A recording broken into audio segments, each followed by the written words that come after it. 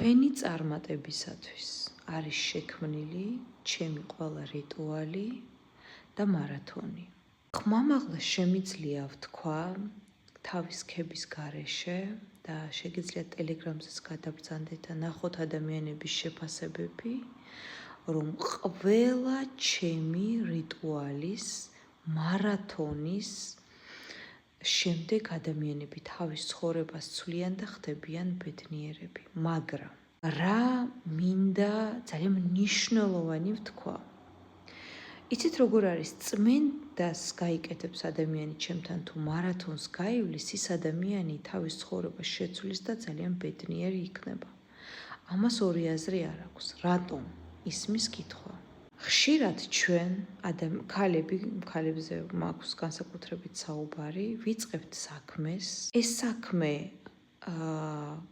ხან გამოდის, ხან არ გამოდის, თუ გამოვა, გვერდითი მოვლენები აქვს ამ საქმეს, ან ჯანმრთელობის პრობლემები, ან ნერვული პრობლემები, ან კარიერაში პრობლემები, ან საერთოდ ვერ ვიწყებთ საქმეს, არაფერი არ გამოგვდის, დეპრესია და ასე შემდეგ. რა არის მიზეზი?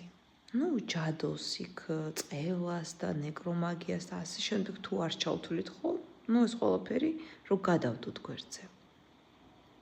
ჩემი ყველა წმენდის და მარათონის შედეგად ადამიანი, ქალი სწავლობს საკუთარი თავის ისეთ დონეზე შეყვარებას, რომ იმან იცის რა უნდა აიღოს საკუთარ თავზე პასუხისგებლობა.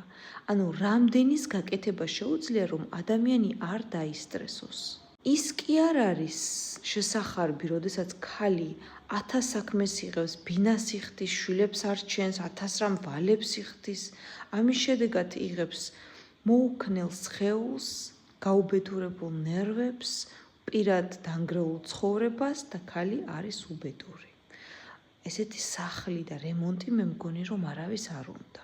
ამიტომ ჩემი მთავარი მიზანია მარათონებში იქნება თუ რიტუალებში, რომელსაც ადამიანებს ფსიქოლოგიურად ვეხმარები პარალელურად, რომ ქალი იქნება ეს თუ მამაკაცი, ზუსტად შეიცნოს საკუთარი თავი, ზუსტად დაისახოს ის დისციპლინა, რასაც შესძლებს.